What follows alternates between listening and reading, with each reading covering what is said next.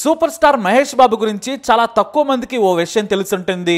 మహేష్ బాబు అంటే మొదటి నుంచి క్లాస్ రోల్స్ చేశారనుకుంటారు, కానీ ఆయన అరగ్రటమే ఓ మాస్ రోల్, అది కూడా చిన్నప్పుడు. పైగా ఆ సినిమా సామాజిక విలువలు, బాధ్యత ఉన్న సినిమా. దీనికి పునాది వేసింది దర్శకరత్న దాసరి నారాయణరావు. మహేష్ బాబుకి బొట్టు పెట్టి మరి కెరీర్కి నాంది పలికింది ఆర్ నారాయణమూర్తి. ఈ విషయం చాలా తక్కువ మందికి తెలిసే అవకాశం ఉంది. అలాగే మంచి సినిమానే కావాలని పట్టుబట్టి మరీ దాసరి చేత గొప్ప సినిమా తీయించిన నిర్మాత రామినేని సాంబశివరావు. ఈయన అందరిలాంటి నిర్మాత కాదు, ప్రజలకు మంచి చూపించాలి, మంచి కథ తెరకెక్కించాలి, మన సినిమా సమాజంలో మార్పు తీసుకురావాలి, మన సినిమా వల్ల ఒక్కరైనా బాగుపడాలి, ప్రజల్లో మన సినిమా కథ చూసి చర్చ జరగాలి అనుకునే నిర్మాత సాంబశివరావు ఓ మంచి సినిమా తీయాలనుకున్నారు. తన మనసులో ఆ ఐడియా రాగానే సరాసరి దర్శకరత్న దాసరి నారాయణరావు దగ్గరకు వెళ్ళిపోయారు. సార్, మనం ఒక మంచి సినిమా తీద్దామన్నారు. ఇద్దరు మంచి స్నేహితులే కాబట్టి తీద్దామన్నారు దాసరి. కానీ సాంబశివరావు మాత్రం మన సినిమాలో పాటలు ఉండకూడదు, ఫైట్లు కూడా వద్దు, హీరోల బిల్డప్లు వద్దు, మీరు కూడా అద్భుతమైన టేకింగ్ చూపించొద్దు, లో బడ్జెట్ లో మంచి సినిమా తీయాలన్నారు సాంబశివరావు. ఆ మాట వినగానే దాసరికి అర్థమై నవ్వుకున్నారు. ఎందుకంటే నిర్మాత మనసు అర్థం చేసుకున్నారు ఆయన. సమాజం కోసం, ప్రజల కోసం ఓ సినిమా తీయాలనుకుంటున్నారని దాసరి నవ్వి సరేనన్నారు. ఎందుకంటే 70-80లో దాసరి నారాయణరావు చేసిన ప్రయోగాలు మరే దర్శకుడు చేయలేదు. హీరోలు, హీరోయిన్లే కాదు, సమాజంలో మోసాలు, దొంగన రాజకీయ నాయకులు, అవినీతి, అధికారులు ఒకటేంటి అన్ని విభాగాల్లోని చెడును చీల్చి చెండాడారు దాసరి. కమర్షియల్ సినిమాలో కూడా సమాజంలోని చెడు కోణాన్ని ఆవిష్కరించేవారు. అయితే స్టార్డమ్ ఉన్న హీరోల కోసం ఆయన కూడా స్టార్ యాంగిల్స్ తో పాటు మసాలా డైలాగులు, పాటలు పెట్టక తప్పలేదు. అందుకే దాసరిలోని సమాజపు కోణాన్ని బయటకు తీసుకురావాలనుకున్నారు నిర్మాత సాంబశివరావు. మరి కేవలం సమాజం గురించి మంచి మాత్రమే చెబితే జనాలు చూస్తారా, వస్తారా? కనీసం ఆ సినిమా ఒకటి విడుదలైందని జనాలకు తెలుస్తుందా? అప్పట్లో ఇలా సోషల్ మీడియా లేదు కదా. కానీ దాసరి పేరే ఓ brand. Social media, main media, star హీరోల ప్రమోషన్ ఆయనకు, ఆయన సినిమాకు అక్కర్లేదు. పల్లెటూళ్ళల్లో కూడా మామూలు హీరో సినిమా అయితే అరే ఇది దాసరోడి సినిమారా అని ప్రేమగా పిలుచుకునేవారు. హీరోలతో సమానంగా దాసరి సినిమా అంటే సూపర్ ఉంటుందని చదువుకునే వాళ్ళు చెప్పేవారు. పల్లెటూళ్ళల్లో దాసరోడి సినిమా అని గొప్పగా పిలుచుకునేవారు. అంతలా ఆయన సినిమా ఇష్టమన్న ప్రతి వ్యక్తికి తెలుసు. అందుకే పోస్టర్ మీద కూడా సినిమా టైటిల్ తర్వాత అతిపెద్ద పేరు దాసరి పేరే ఉండేది. మీ అభిమాన దర్శకుడు దాసరి నారాయణరావు సినిమా అనే పేరుతో సినిమా ప్రేక్షకులు వచ్చేవారు. పోస్టర్ మీద ఆయన పేరుంటే చాలు, సినిమాను చూసేందుకు థియేటర్లోకి ఎగబడేవారు. ఇంతటి పేరున్న దాసరితో మంచి సందేశాత్మక సినిమా తీయాలని చెప్పారు సాంబశివరావు. కానీ స్టార్ డైరెక్టర్గా గొప్ప స్థానంలో ఉన్న దాసరి సమాజం కోసం ఎప్పుడూ ఆలోచించేవారు. అంతకంటే ముందు నిర్మాత బాగోగులు కూడా చూసేవారు.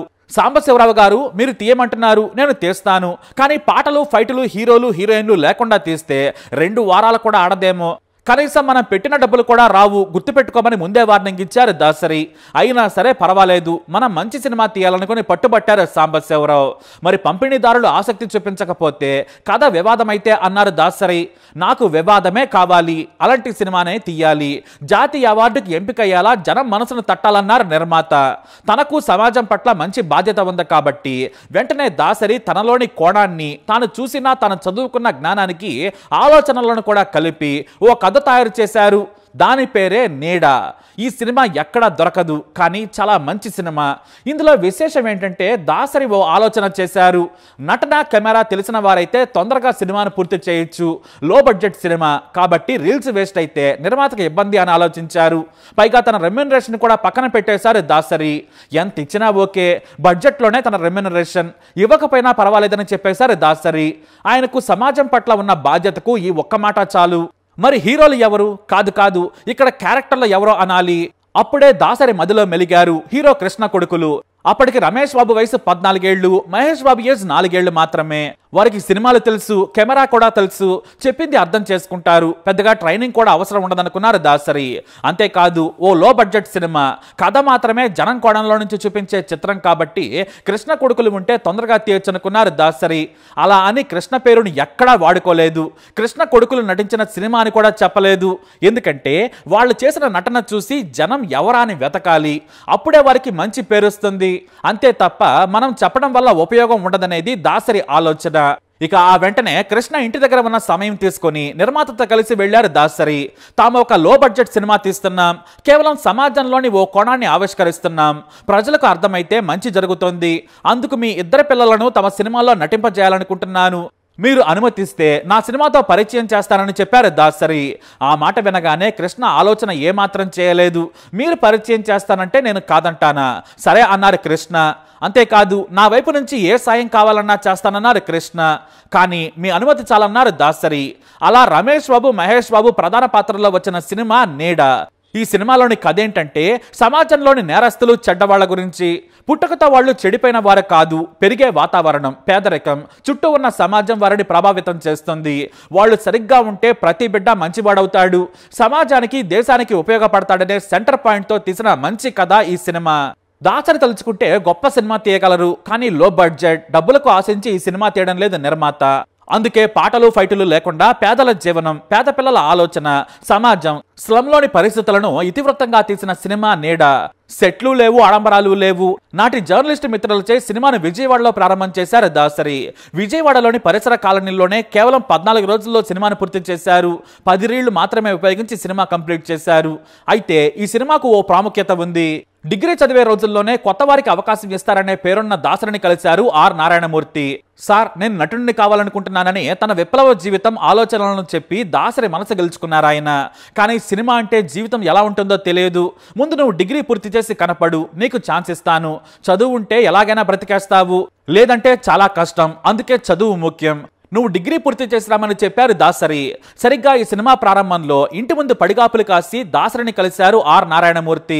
సార్, మీరు చెప్పినట్లుగానే నేను డిగ్రీ చదివాను, పేద ప్రజల కోసం కమ్యూనిస్టులతో ఉద్యమాలు చేస్తున్నాను, కానీ నాకు వెండి తెర మీద కనిపించాలనే ఆశ అన్నారు. ఆ వెంటనే వెతకబోయే తీగ కాలికి తగిలినట్లుగా నారాయణమూర్తికి సూట్ అయ్యే పాత్ర నీడలో ఉంది. దీంతో ఆయనకు వెంటనే ఆడిషన్ చేసి పాత్ర గురించి చెప్పి ఎలా నటించాలో కూడా వివరించారు దాసరి. అయితే విజయవాడ పరిసర ప్రాంతాల్లో షూటింగ్ జరుగుతూ ఉంది. అప్పుడే కొత్తగా వచ్చారు ఆర్ నారాయణమూర్తి. కొన్ని ఎమోషన్ ఉన్న డైలాగ్స్ లో తడబడుతూ ఉన్నారు. అప్పటికి చాలా టేకులు తీసుకున్నారు. చివరికి దాసరి గారికి కోపం వచ్చేసి లాగి పెట్టి చెంప మీద ఒకటి కొట్టారు. దీంతో ఆర్ నారాయణమూర్తికి చుక్కలు కనిపించాయి. నలుగురిలో, అది కూడా చిన్నపిల్లల ముందు సెట్లో కొట్టడంతో ఫీల్ అయ్యారు నారాయణమూర్తి. ఏంటి సార్, చిన్నపిల్లలు చాలా టేకులు తీసుకుంటున్నా కూడా బ్రతిమలాడి చేయించుకుంటున్నారు, నన్ను ఇలా కొట్టారేంటని నిలదీశాడు ఆర్ నారాయణమూర్తి. ఆ మాట వినగానే మహేష్ బాబు, రమేష్ బాబులను చూపించి వీళ్ళెవరో తెలుసా, కృష్ణ కొడుకులు, ఆయన సూపర్ స్టార్, వాళ్లకు వాళ్లగా రాలేదు. నేను నిర్మాత బ్రతిమలాడితే కృష్ణ పంపితే వచ్చారు. వారికి ఇప్పుడు ఈ సినిమా అవసరం లేదు, కానీ నీకు కావాలి. నీకు తినడానికి తిండి లేదు, కానీ నటన మీద ప్యాషన్ ఉంది. ఇలా నటిస్తే నువ్వు సర్దుకొని ఇంటికెళ్తావు. కసిగా నటించాలి, ఖాళీగా ఉన్నప్పుడు నేర్చుకో, బాగా ప్రాక్టీస్ చేయి, కెమెరా ముందు బిగుసుకుపోవద్దని చెప్పారట. దీంతో తన లక్ష్యం కళ్ళ ముందు కనిపించింది. గురువు దండిస్తే తప్పు లేదని రోజు బాగా డైలాగులు ప్రాక్టీస్ చేసి ఏ దర్శకుడైతే నలుగురిలో కొట్టాడో ఆ దర్శకుడే అందరి ముందు మెచ్చుకొని చప్పట్లు కొట్టాలని నటించారు ఆర్ నారాయణమూర్తి. అదే విషయాన్ని ఓ ఇంటర్వ్యూలో నారాయణమూర్తి చెప్పుకొచ్చారు. అలాగే మరో విశేషం ఏంటంటే, మొదటి రోజే సెట్లో మహేష్ బాబు నుదుట స్వయంగా కుంకుమ బొట్టు పెట్టి కెరీర్కు నాంది పలికారు ఆర్ నారాయణమూర్తి. అదే సెట్లో రమేష్ బాబు చిన్నప్పటి పాత్రలో కనిపించి మెప్పించారు. అయితే ఇందులో రమేష్ బాబుది బాలుడి పాత్ర అయినా కూడా మెయిన్ లీడ్, కథలు నడిపించే పాత్ర ఆర్ నారాయణమూర్తిది. రాడికల్ పాత్రలో కనిపించి మెప్పించారు. దాసరి దెబ్బతో పాత్రను అర్థం చేసుకోవడం తెలిసిందని ఇది మా గురువు గారు చలవేనంటారు ఆర్ నారాయణమూర్తి. పాత్ర పరిధి, బాడీ లాంగ్వేజ్ అర్థం చేసుకుంటే డైలాగ్ తీరు మారుతుందని చెప్పారు. ఈ సినిమా ఎవరు చూస్తారులే అని దాసరి కూడా అనుకున్నారు, కానీ జనం కోసం తీశారు. సినిమాని 10 రోజుల్లో పూర్తి చేసినా కూడా పోస్ట్ ప్రొడక్షన్ కోసం 2 నెలల సమయం తీసుకున్నారు. ఈ సినిమా 2 వారాలు అనుకుంటే ఏకంగా కొన్ని సెంటర్స్ లో 100 రోజులు ఆడింది. ఎంతో మంది జర్నలిస్టులు, సినిమా విశ్లేషకులు, విమర్శకులు కూడా మెచ్చుకున్నారు. 4 కేంద్రాల్లో 100 రోజులు ఆడటంతో చెన్నై చోళా హోటల్లో 100 డేస్ ఫంక్షన్ ఘనంగా జరిపారు. ఈ కార్యక్రమానికి అప్పటి సీఎం కరుణానిధితో పాటు నాటి స్టార్లు అక్కినేని, కృష్ణలు కూడా హాజరయ్యారు. జనం కోసం ఆలోచించిన ఏకైక దర్శకుడు దాసరి. ఆయన తెలుగు చిత్ర కేసరి అని కరుణానిధి పొగిడారు. పిల్లల పెరుగుదలలో సమాజం, తల్లిదండ్రులు, చుట్టూ ఉన్న వాతావరణం ఎలా ప్రభావితం చేస్తాయో ఓ గొప్ప సామాజిక శాస్త్రవేత్తలా తీశారని పొగిడారు. అయితే జాతీయ చలనచిత్ర మండలికి ఈ సినిమాను పంపారు. ఖచ్చితంగా ఏదో ఒక అవార్డు వస్తుందనుకున్నారు. పైగా ఎల్వి ప్రసాద్ జ్యూరీ మెంబర్. సినిమాను చూడగానే ఇంత మంచి సామాజిక కోణం ఉన్న కథకు అవార్డు వస్తుంది, నేను రికమెండ్ చేస్తానని చెప్పారు ఆయన. నిజంగానే అందరూ మెచ్చుకున్నారు, కానీ సాంకేతిక కారణాల పేరుతో పక్కన పెట్టేశారు. సినిమా ఓపెనింగ్ లోనే సమాజం గురించి దాసరి గారు చెప్పిన మాటలు అద్భుతంగా ఉంటాయి. అలా దాసరి నారాయణరావు చేతుల మీదుగా మహేష్ బాబు బొట్టు పెట్టించుకొని సినిమా కెరీర్ ను 4 ఏళ్లకై మొదలు పెట్టారు. ఆ తర్వాత రమేష్ బాబు, ఆర్ నారాయణమూర్తి కూడా నీడా ద్వారానే పరిచయమై స్టార్స్ అయ్యారు. రమేష్ బాబు మాత్రం వెనకబడ్డా కూడా సినిమాల్లో ఇప్పుడు మహేష్ బాబు బిగ్గెస్ట్ స్టార్. ఇక జనం కోసం నక్సలిజం సినిమాలు తీసి ఆర్ నారాయణమూర్తి కూడా గురువు దాసరి మాదిరిగానే డబ్బు కోసం చూడకుండా జనం కథలు తెరపై చూపించారు. ఇది నేడా సినిమా కథ. మరి ఈ ఇన్ఫర్మేషన్ పై మీ అభిప్రాయాన్ని కమెంట్ ద్వారా తెలియజేయండి. వీడియోని లైక్ చేయండి, షేర్ చేయండి, మా ఛానల్ని సబ్స్క్రైబ్ చేసుకోండి.